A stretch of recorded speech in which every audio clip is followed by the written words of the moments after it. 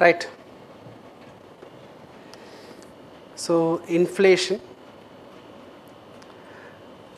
So I was mentioning, right, post COVID, there was increased money supply that caused inflation. To control that, the countries went for tight monetary policies. So there was an increase in the interest rates. So there was a decline in the global inflation level. Food inflation also was on a downward trend, but some emerging economies like India, China, because of the climatic conditions, disruption in the money supply, disruption in the trade, global trade, they were suffering. So domestic inflation, CPI has moderated, but when it comes to food price index, it is above 8. The reasons which economic survey quotes is supply chain disruption, extreme weather events, reduced harvest of onion tomato production, turut dal. So all these, localized issues, climatic conditions are the main drivers of food inflation in India. So we imported 7.7 lakh tons of tur from Mozambique, Tanzania, Myanmar, Malawi. Bharat brand, have you heard about it? In order to keep the prices controlled, affordable rice, affordable atta, affordable pulses, government is selling under the brand name called as Bharat brand. In the fair price shop you can pay money, and many supermarkets also it is made available now, right?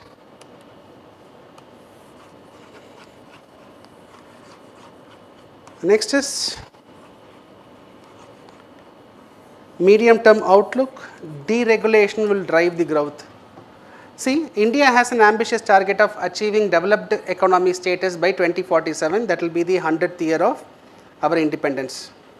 So if you want to become a developed economy by 2047, you have to have at least 8% growth for a decade. But what is our current growth? 6.4%, but we need 8% growth.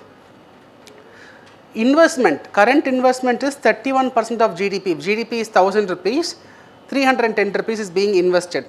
But for achieving that 8% growth, you need 35% investment, right? However, IMF's World Economic Outlook report, it says that India will become a $5 trillion economy by 28. So we have crossed $3 trillion. We are marching towards 4 now. By 2028 will become 5 trillion. By 2030 will become 6 trillion. Who says? IMF says. So going by the IMF prediction, if we have to achieve $6 trillion economy by 2030, then we will be having a growth of 10.2%. So what survey says is, today we might be 6.4. But given the trend, we will be achieving a higher growth rate. IMF itself is predicting 10% growth. We need only 8% growth to achieve Viksit Bharat status. So we will become a developed economy by 2047. This is what survey says. See, you can become world's #1 GDP country. It doesn't mean that we are developed. But for development, growth is important. But mere growth is not development. So impact of globalization. So in 1980, the global trade was 39%. In 2012, the global trade increased to 60% of global GDP. So it was nearing the 1990s, the globalization was picking up around the world. So before globalization, the share of global trade in GDP was 39.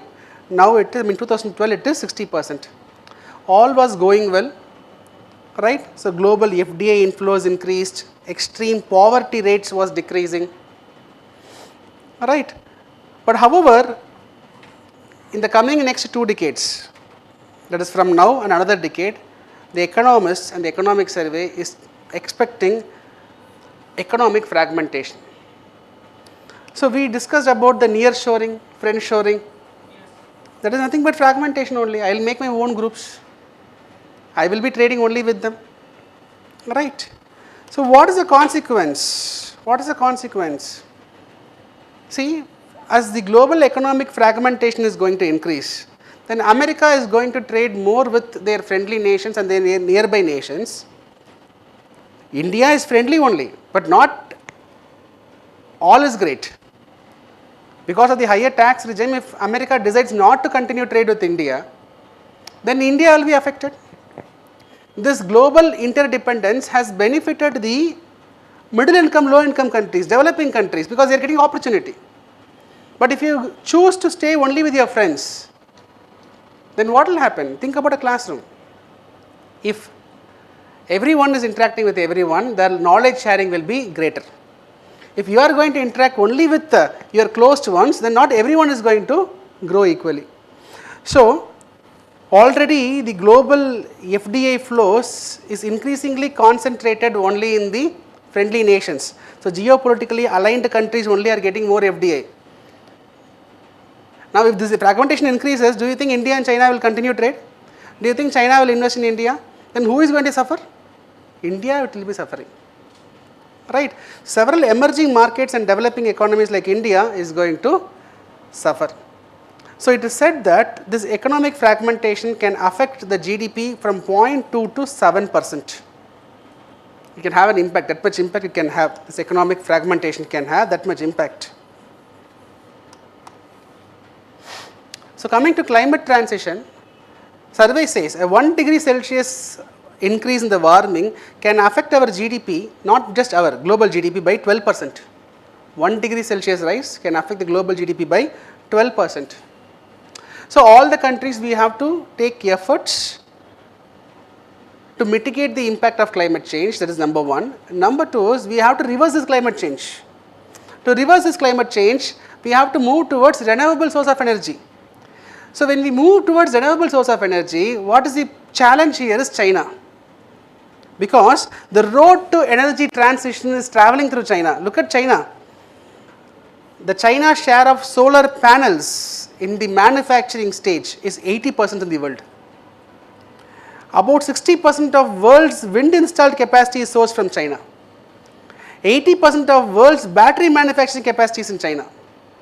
70% of rare earth minerals processing is happening in China, like lithium, cobalt, nickel. All these are critical minerals. That means, assume if China decides for geo-economic fragmentation, assume China decides to have closer relationship only with its close neighbors, close allies, what will be the consequence? Do you think India is having huge lithium reserve? Only in Jammu and Kashmir we have discovered potential lithium reserve which will take more decades to explore. So, in the case of India, 75% of our lithium ion batteries we are importing from China. If China stops, if China disrupts the supply chain, such concentration of critical minerals on one country, dependence on one country, that is going to create a huge challenge. They can dictate things, right? So, we have to find an alternative. Depending on lithium cannot be a sustainable solution. What is good about lithium batteries is you can recycle it. You buy a lithium battery, so after a specific time period, after these many times of recharges, the battery, mobile phone, you have mobile phone, the battery percentage over it will come down. After that you will replace or you will recycle the battery, right. So, with efficient recycling you can recover more than 90% of the resource. So, that way it is not like petrol, once you consume it is exhausted, but still this too much dependence is not great. So, sometime our IIT Madras, they are developing an alternative for lithium ion called as ion batteries, Fe ion. Instead of lithium you will be having in the electrodes in the battery cells, instead of lithium you will have ion, with which they are developing. That can be an alternative solution. But anyhow, these are some challenges. Then chapter 6, investment and infrastructure. See, we discussed in the economy class regarding the national infrastructure pipeline. So, government has estimated that we need close to 111 lakh crores worth money for meeting out all the essential infrastructure needs in the country. That much money government cannot put all alone. Central government, state government, private also should contribute. Central government, they have to contribute their share. They need money for that. Budget allocation alone is not sufficient.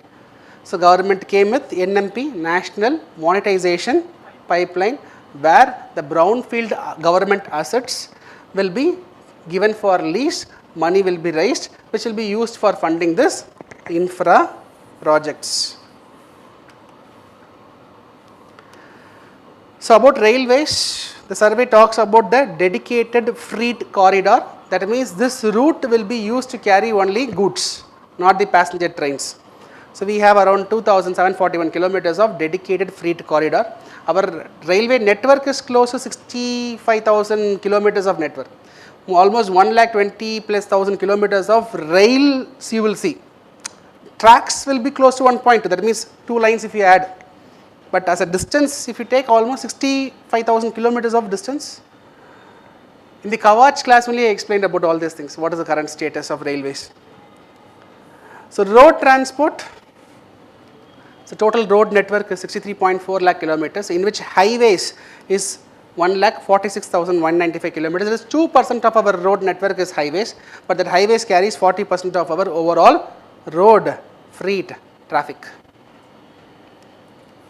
Civil aviation, we discussed about UDAN in the current affairs class, Uday Desh Ka Aam Nagrik, which is aiming for an affordable flying regional air connectivity. So through UDAN initiative, 619 routes, 88 airports, 2 water aerodromes, 13 heliports have been operationalized so far. Now ports and shipping, Chabahar port we developed in Iran. Sitwe port, Kaladan multimodal project. While explaining SARC BIMSTEC, I was explaining about Kaladan multimodal project, trilateral highway. So Kaladan multimodal project aims to connect the Indian mainland with the northeast via Myanmar, right? So from India, West Bengal, we will be going to Myanmar. We have developed Sitwe port. It's a multimodal connectivity. So go to Sitwe port, from Sitwe port go use the road network, rail network and reach the, Mizoram, reach the Mizoram. So Kolkata to Mizoram, instead of travelling like this, we will be travelling like this. So in 2024, National Maritime Heritage Complex in Lothal was approved. So which is nothing but a museum which will display our Navy gallery, maritime heritage, everything will be highlighted. Power sector, our installed power capacity as of November 24 is 456.7 gigawatts, in which renewable contribution is 209.4 gigawatts. That is almost 47% of India's total installed capacity is renewables. Digital Bharat Nidhi, this also I explained in the current affairs class, Universal Service Obligation Fund. That is, every telecom service provider, 5% of their revenue, 5% of their adjusted gross revenue, they will say, that will be given to this fund. And this is called as Universal Access Levy. So in India, 5% of the revenues of the telecom service providers has to be given to a fund called as USOF. That fund will be used to bridge the rural-urban digital divide. All your BharatNet program and all, this money is used in developing it. That USOF fund name has been changed, Digital Bharat Nidhi. Meghraj, which is nothing but a cloud initiative, National Informatics Center under Ministry of Electronics and Information Technology has developed cloud application. So for helping the central government, state governments, so almost 1917 applications has been placed under the cloud network which NIC has developed, which is named as Meghraj.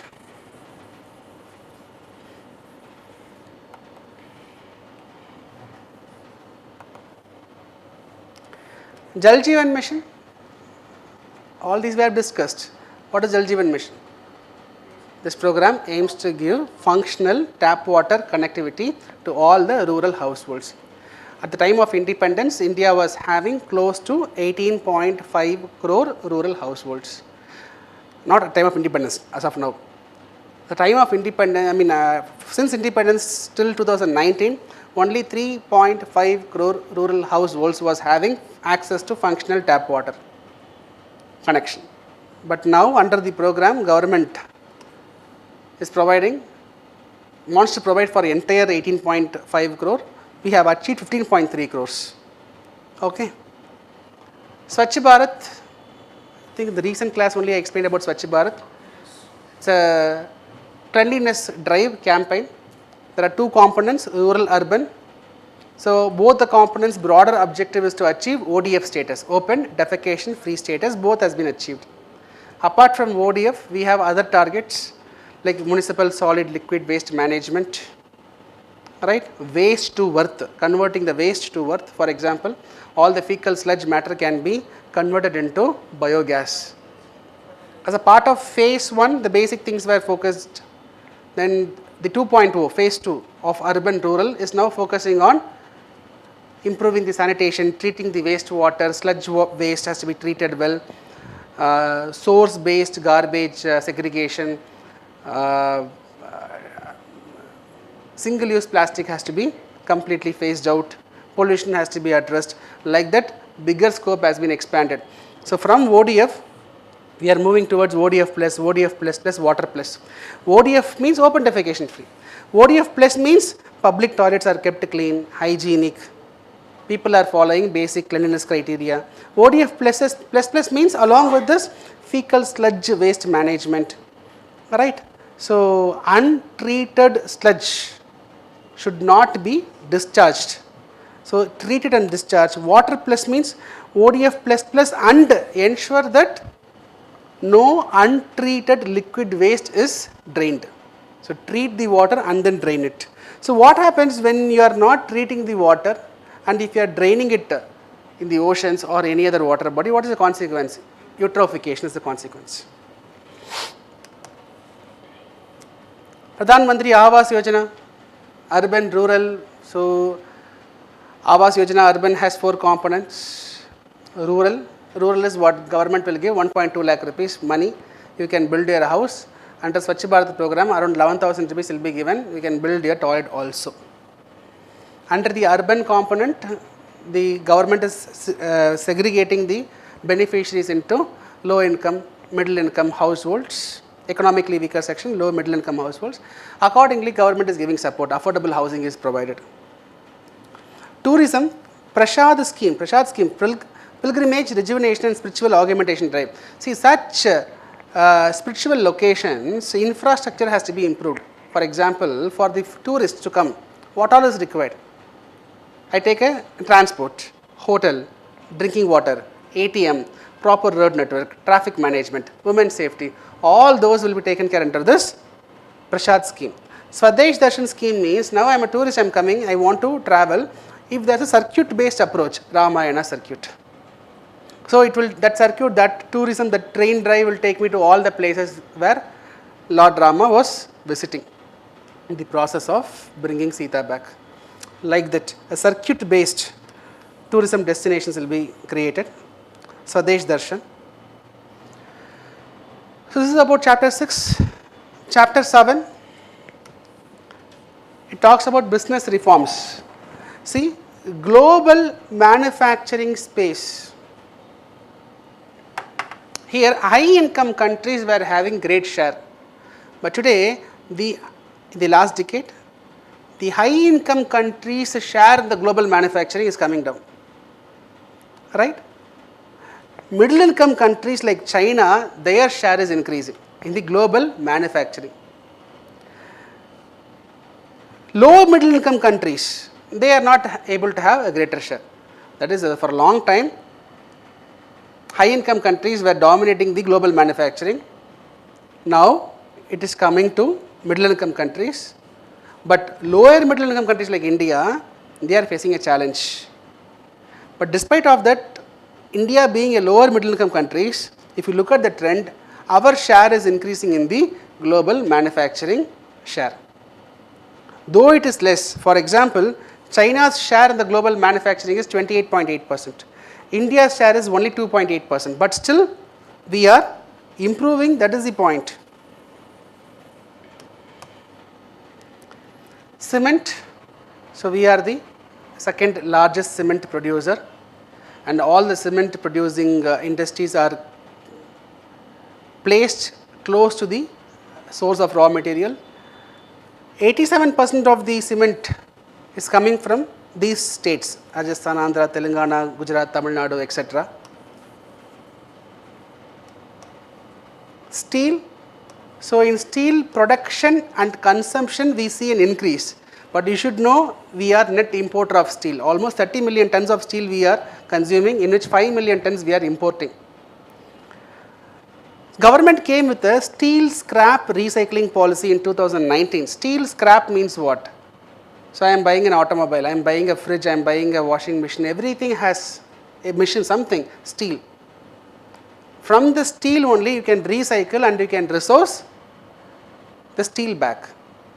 So if you are going to develop steel from the scratch, from the iron ores, that production process consumes lot of energy, that production process releases lot of global warming gases, that production process involves a lot of money also. But when you take the scrap and recycle it, you can significantly reduce the water consumption by 40%, greenhouse gas emission can be reduced by 58%, it can reduce specific energy consumption also.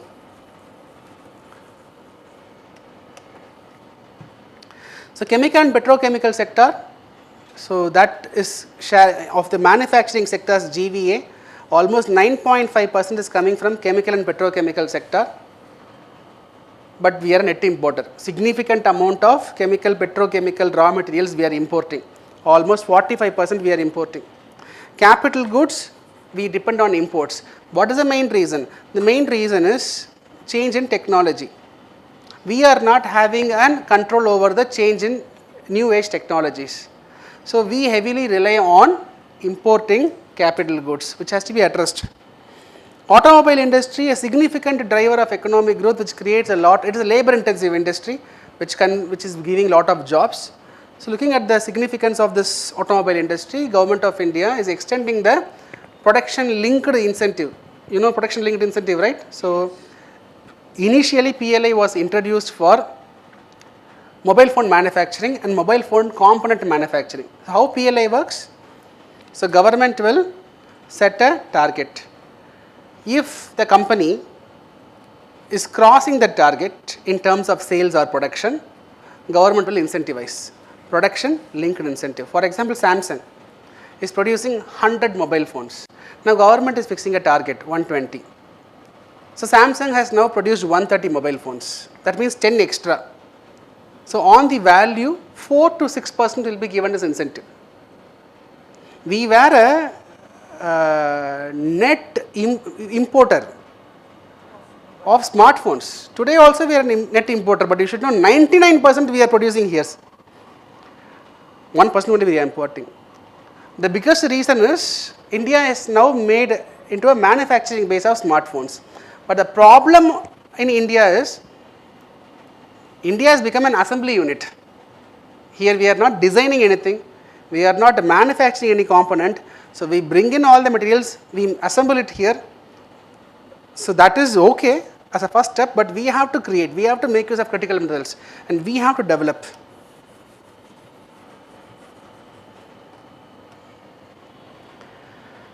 So electronics industry, it is growing at a compounded annual growth rate of 17.5%.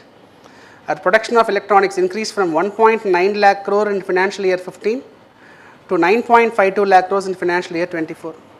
We have drastically reduced our dependence on smartphones, just now I was mentioning. 99% are domestically manufactured. So why India became a favorite destination for manufacturing of smartphones? Domestic market, availability of skilled talent, low cost labor, right? But however, we are focusing largely on assembling and not focusing on the design or component manufacturing. Textiles, we discussed already, it is contributing significantly for the jobs. A lot of women are being absorbed in this textile industry. 11% contribution to the manufacturing gross value addition. We are the leading producer of jute. We are the second largest producer of cotton, silk, man-made fiber, sixth largest exporter of textile and apparel. We have 4% share in the global trade. Technical textiles I explained in the previous current affairs classes. These are textiles which has industrial utility, which will not have any aesthetic value, right. So, for example, this carpet, there is no aesthetic value, this serves a purpose. Okay. In the train you will have the second class, third class, you will see berth in the train, a blue color material, brown color material will be used, right, which has an industrial purpose. It has to be very strong, it should not be easily broken. Okay. So, technical textiles is rapidly growing. We are the net exporter of technical textile, with exports valuing $2.58 billion. The challenge is dominance of MSMEs. What is the problem of MSMEs? MSMEs, small in size. So, they cannot play with economies of scale. Many micro enterprises are not formalized.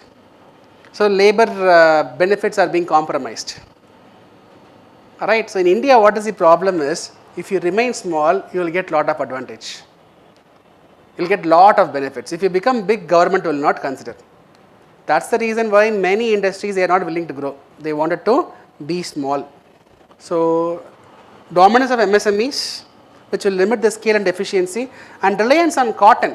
Worldwide, you see an increased shift towards man-made fibers, which is cheaper. So, when you export, it will become competitive, right. But in India, because of reliance of cotton, we are not able to have that competitiveness. Pharmaceuticals, we are the third largest by volume amount of products we produce, we are third largest. Total annual and turnover is 4.17 lakh crores in 24 financial year. In this, almost 50% of the turnover is from export revenue. So, we are also developing a lot of indigenous products. For example, survey specifically mentioned about CAR-T cell therapy. So, India indigenously developed NextCAR19. So, let me explain about this. Let me explain slightly in detail. So, cancer,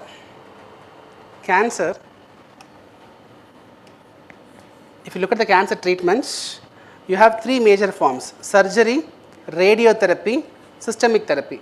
Surgery, you have a cancer cell, go open your body, remove it. Radiotherapy means you will be subject to radiations, that radiation will kill the cells. Immunotherapy means, systemic therapy means that is nothing but chemotherapy, drugs will be given. So, what is the problem? Surgery, radiotherapy, systemic therapy have underwent significant changes. Systemic therapy has underwent phenomenal changes, but the problem is side effects. You do a surgery, but if you are not completely wiping out the cancer cells, then it is challenging. Or the cancer cells is spreading across your body, no use of surgery. Radiation therapy is going to kill your healthy cells also. Chemotherapy is going to come up with consequences. Again, it is going to affect your healthy cells. Now, under chemotherapy, what we do is we give medicines. One development in the next stage of chemotherapy is called as immunotherapy. So, here our immune cells, not immune cells, we will give drugs. The drugs, with the help of some nanoparticles, the drugs will go and bind itself to the cancer cells, like human bombs. It will go, we take a drug that will go find out the cancer cell, will bind to it, then it will destroy the cancer cell.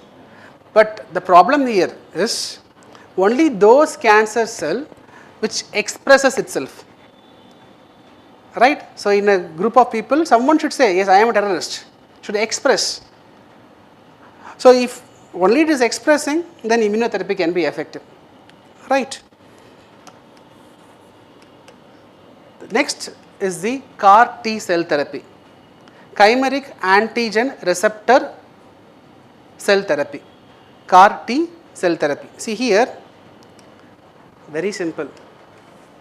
What we will do is, this CAR T cell therapy is called as living drugs. We will take immune cells from our body. We have immune cells like macrophage, T cell, B cell. The T cell will be taken out. In the laboratory condition, we will train the T cell. We will give training to T cell. We will train, once after it is trained, we will train it. We will multiply the trained T cell. Then we will send the T cell inside our bloodstream. Now the T cell is trained in such a way to go and find out the cancer cells. So now the T cell will attack the cancer cell precisely. That means we take our own immune cells, we train it, we send it again, we will make it to kill our cancer cells. This is called as CAR T cell therapy. Now this therapy will cost around 4 to 5 crores. So why it was in news is, a Mumbai based firm has developed a CAR T cell therapy that is called as NextCAR19, which will solve the problem with 30 to 40 lakh rupees of expense.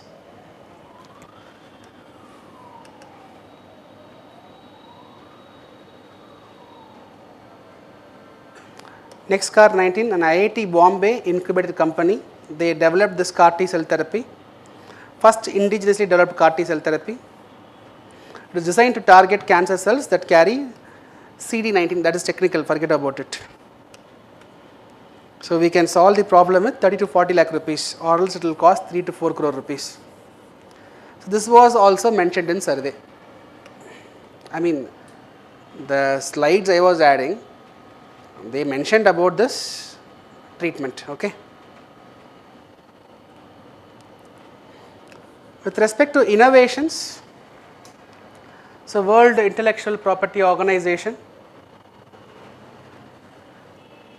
WIPO, a specialized agency of United Nations, WIPO was saying that in terms of patent filing, we are in the 6th among top 10 countries. They also release a Global Innovation Index, in that we are 39th among 133 economies. R&D, our R&D expense is very, very less, 0.64% of GDP. But if you take developed economies, their share in GDP will be around 4 to 5%. We are 0.6. The problem in India is this 0.6 also predominantly comes from government. But if you go to developed countries, more than 50% of the contribution to the R&D comes from private. That too specifically if you take China, Japan, South Korea, their private share in the R&D is almost 70%. Another problem in India is whatever R&D we are doing, that is sector concentrated. That is, the R&D is focusing on pharma. The R&D is focusing on transportation, defense, biotechnology. So India's R&D is sector concentrated. That is not good again. And also our R&D is based on primary research, not applied. See, only when you apply, you will create a product. Only when you create a product that can be sold in the market. Only when you sell, profit can be made. Only when there is profit, private will come. If it is primary research, that is theoretical, conceptual. So our focus is on primary research. We have to go for applied research. Practical application oriented R&D is what is required. That will only attract the private investments. MSMEs, it provides large number of jobs. Almost 23 crore people have been employed through MSMEs. So to simplify the registration process for MSME, Udayam portal we discussed. So paperless registration process with your Aadhaar phone number, you can go and register yourself with the Udayam registration portal. Udayam Assist platform to formalize the MSMEs. I was saying many micro enterprises, they are not formalized. So because of this, lot of labor welfare has been compromised. Since they are not formalized, under priority sector lending norms, micro enterprise will be giving loan. We have Mudra Yojana. Micro enterprise will be getting loan. But all those is not possible now. because they are not formalized.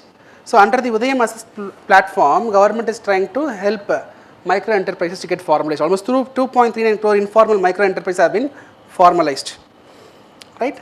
Then launch of TREADS platform.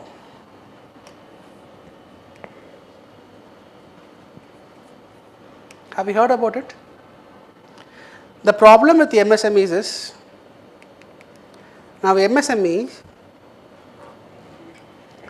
will, let's say there's a project, they are doing it with some government, a contract, MSME got a contract. Now for which MSME has raised a bill. The bill value is, let us say, 10 crores. Now there is a due date for this bill, 90 days. So government has placed a project, MSMEs delivered the product, bill is 10 crores, there is a due date, 90 days or 60 days or whatever. So assume it is 90 days, what happens? For 90 days the MSMEs will not have cash. Without cash, they cannot come up with any other production activity. So this TREADS platform will bring in MSMEs, will bring in banks. Through this platform, what MSMEs can do is, they can give this bill to bank. Let's say they are giving this bill to bank. Now what bank will do is, it is worth 10 crores, right?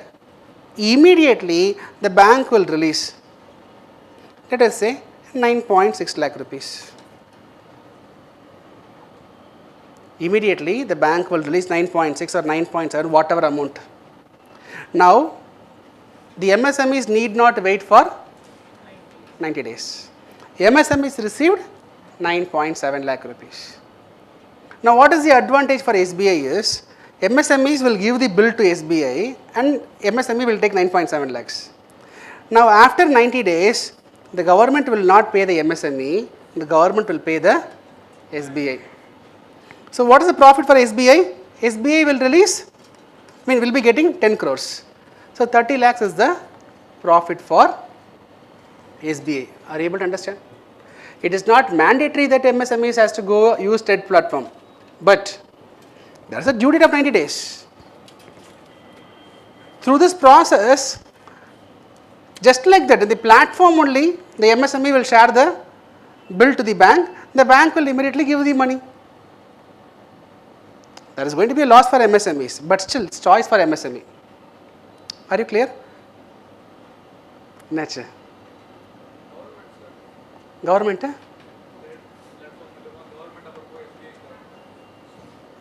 இல்லைங்க நான் என்ன சொல்கிறேன், MSME இருக்குது, நீங்கள் தான் district collector, okay, you are the district collector, or we'll take secretary, your secretary, IT secretary, Tamil Nadu government. Now there's an MSME, you are placing an order for laptops. There's a small scale industry, you are giving an order for laptops. How many laptops? Let us say 1000 laptops. Now each laptop is 1 lakh rupees. 1000 laptops, na? 10 crores, 10 crore rupees. That means the secretary has placed 1000 laptops, the bill amount is 10 crore. The MSME has delivered this 1000 laptops, high value laptops, right? Now secretary means government. This government has to pay 10 crores to MSME. They have to pay because they have got 1000 laptops. But to pay this 10 crores, there is a due date. That is, this 10 crores can be paid in 90 days. See, you are paying mobile data bill. They will raise the bill. It will have a due date, 15 days, 20 days, 30 days. Like that, assume that this bill has a due for 90 days. That means within 90 days, the government has to pay 10 crores to the MSME. But for 90 days, MSME is without cash. Now in this situation, government has created a platform called as TREDS. Now this TREDS platform will have the MSMEs registered. Many banks have also got registered. HDFC is a registered bank here. Now what MSME will do is they need not wait for 10 crores for 90 days. The MSME directly can push that bill, that government invoice to the bank, let's say HDFC. The HDFC, they will take this bill and they will immediately release almost 9.75 crore. The MSMEs, they need not wait for 90 days. Next day only they will get 9.75 crores with which they can do business. Cherry. Now what is the advantage for HDFC? The government of India now will not pay 10 crores to MSME. Rather, they will pay this 10 crores to HDFC. Right? So what is the advantage for HDFC? 25 lakhs, all of them. You might say MSME is losing 25 lakhs. That is MSME's choice. They are getting money in 90 days. Business is all about time and money. Right? So it is regulated by Reserve Bank of India.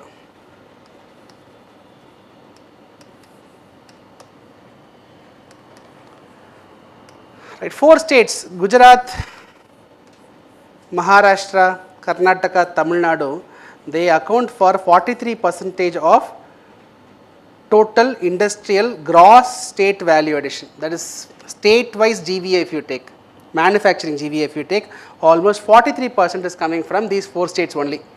That is why Maharashtra, Gujarat, Karnataka, Tamil Nadu is called as manufacturing states. And you should know these 4 states share in services also very, very high. That shows the linkage between service sector and manufacturing. Right? Northeast, look at the contribution of Northeast, it is only 0.7%. This is the problem, we have to address this.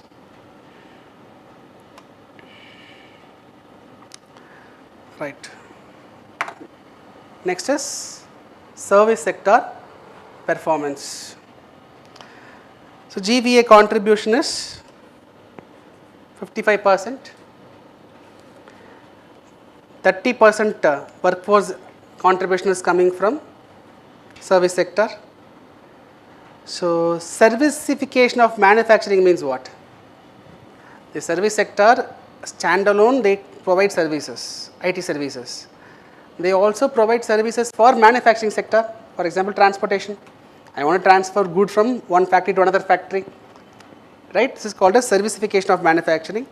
6% year on year growth they are achieving.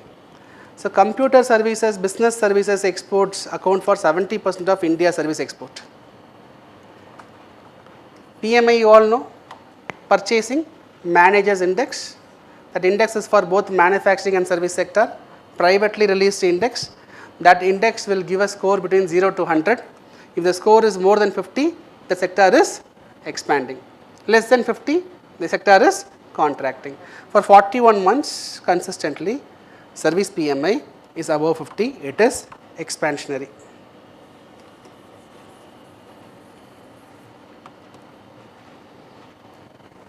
So railways, we have the 4th largest network in the world. So government came with Bharat Gaurav trains. Again, a circuit-based tourism trains. So these are not just trains, it will provide comprehensive tour service starting from meals, accommodation, transport, sightseeing, tour guide, everything. You book a ticket, again it is circuit-based. So Ramayana circuit or coastal circuit, heritage circuit. Okay. Road transport, their contribution to the transport services is the highest. Aviation sector, we discussed about Gati Shakti, Udan, right. Then port, waterways and shipping. So government came with Maritime India Vision 2030, Maritime Amrit Kal Vision 2047. Both are focusing on improving the inland water navigation, improving the port infrastructure, modernization of port infrastructure, reducing the turnaround time, TAT. We discussed Sagarmala. All those are part of these missions only. Right. So aim is to position Indian shipbuilding and ship repair among the top 5 global by 2047. The navigable length of waterways in India is almost 15,000 kilometers, in which actual navigation is happening in around 4,800 kilometers. Tourism, they contribute 5% of the GVA in the service sector. ITA, international tourist arrival. So when you compare, like all the countries, international tourists, they come, right? So in India, almost 1.45 international tourists are coming to India of all the world tourists.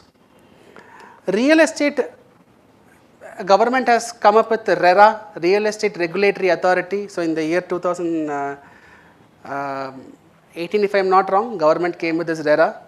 So what is this RERA? So every state, every union territory should have a Real Estate Regulatory Authority. So any apartment, construction, apartment means more than 8 number of flats if an apartment has, or any construction more than 500 square meters, they have to get RERA approved.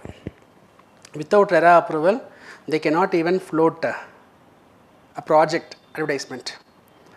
And RERA, what is the biggest problem with the construction sector is, they will promise one thing, but they will not deliver it on time. The reason is, let's say Guna's construction, I get money from you, shifting of funds. I will use that money to complete my previous project. I will float a new project, get the money, use that money to complete the current project.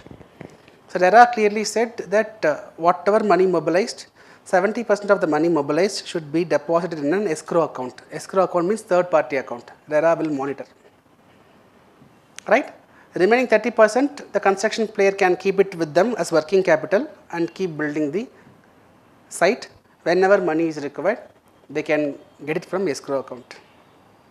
So RERA has improved the real estate sector. It has made it more organized, more transparent. Real Estate Infrastructure Investment Trust, REIT. In the current affairs class, I was explaining about alternative investment funds. Where I mentioned about REIT, that means you have money, you can invest in gold, you have money, you can invest in share market or whatever, but there is another way of investments which is coming up. REIT means you will put money in this trust, the trust will invest that money in real estate projects. Infrastructure Investment Trust, you will put money in the trust, they will invest in infra projects.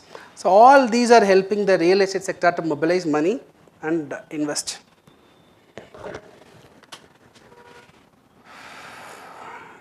Technological exports increased to $200 billion. Technological domestic market, electronics, etc., it is $54 billion. IT and IT enabled services is having almost 5.43 million jobs created. It added 60,000 employees in the financial year 24. Government abolished angel tax recently, that is helping the startups. What is angel tax? So let us take a startup. Say Guna Technology. Guna Tech, the market value of Guna Tech is, let us say, 1 crore. The market value is 1 crore.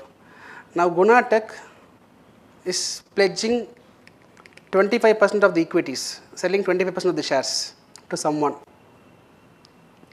Now 25% means how much money will come to GTech? 25 lakh. So let's say Guna Tech, I know Israel sir. Israel sir said, I will invest Guna, 25% equity I am giving it to him. So he has to give 25 lakhs, but since I know him, right, we are very close. So he is not giving 25 lakhs, he is accepting 25% and he gives 1 crore. That is why they are called as angels. Fairly, if you go and go to market and raise money, for 25% you will get only 25 lakhs. But I know Israel sir. Right? So he says, Guna, okay, don't worry, 25% you give it to me, I will give you 1 crore. Because he is having more money. Now here what happens is government of India sometime back they came with this angel tax. They said your market value of 25% is 25 lakhs, but you have raised 1 crore. That means the difference is 75 lakhs. Central government said I will treat this 75 lakhs as income and I will impose 30% tax. This is called as angel tax. This was Purida. This was hurting the startups. Forget about Israel, sir. My uncle, a businessman, who is having thousands of crores business. I'm starting a startup, I go to him. I said, I need money. He will simply give it to me. Yes or no? But I am saying, no, I will give my shares. You give me against that. Do you think he will go and calculate market value?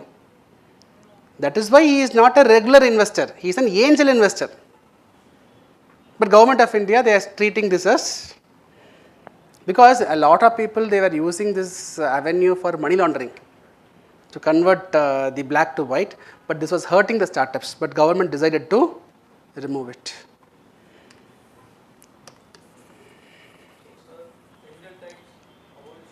Abolished now, not completely abolished.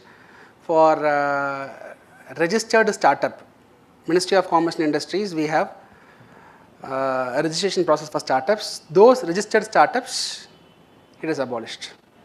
Okay, it should be a startup basically. Then abolished 2% equalization levy. So what is equalization levy? For example,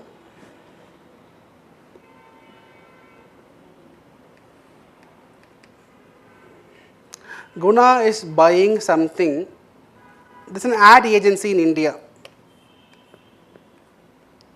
There's an ad agency. Okay. So Guna Tech. I asked the ad agency to design my product and make an advertisement and market it. An Indian ad agency. For example, Priyadarshan director. He also does a lot of ads. A lot of people who makes ads, Indian ad agency. Now I am going to pay them. Okay. For which there is tax involved. Yes or no? GST is involved. Fair enough. Now Guna is taking the help of Google, Facebook. So I asked them to help me with some promotions. Now I will pay money, for which I have to collect tax. There was no tax for a long time. So government came with equalization levy. So government imposed 2% tax. Google, Facebook, Amazon, everybody, they raised their apprehension. The reason is they were saying that in America also we are taxed. You are also taxing. That leads to double taxation. So ultimately what happens is it will become more costlier. If Google and Facebook has to pay tax, they will increase the price of the advertisements. So there was, from Indian side and the international side, there was pressure on the government to remove this equalization levy. So government, they removed it. So they abolished the 2% equalization levy, aligning with the global tax practices. India's global capability centers, GCC, Global Capability Center. For example,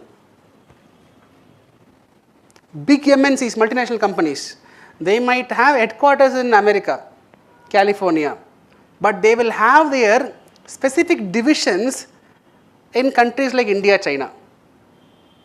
For example, let's assume there's a company in America, California, but their manufacturing base can be in China. Their R&D base can be in India. What is the reason? In America, see, all the Apple product you see designed in California, assembled or manufactured in China or India. The reason why they are coming here is, but remember that headquarters is in America, it's an American firm, but they have certain specific divisions in emerging economies. Because in countries like India and China, the labor norms are not so strict, right?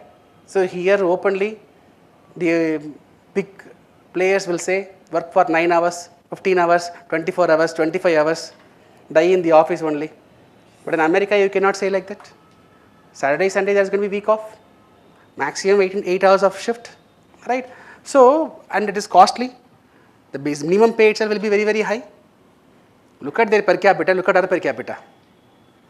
So, many countries, many developed nations, MNCs, they keep their capability centers, global capability centers in other countries. So, India is benefiting. As of 2024, the GCCs in India employ nearly 1.9 million professionals. That itself gives a lot of job opportunities, right? Karnataka, Maharashtra account for 1/4 of the total services in the GVA. Along with Tamil Nadu, Uttar Pradesh, Gujarat, 50% will come only from these 5 states. And we discussed already Gujarat, Maharashtra, Karnataka and Tamil Nadu is the having highest share in the manufacturing.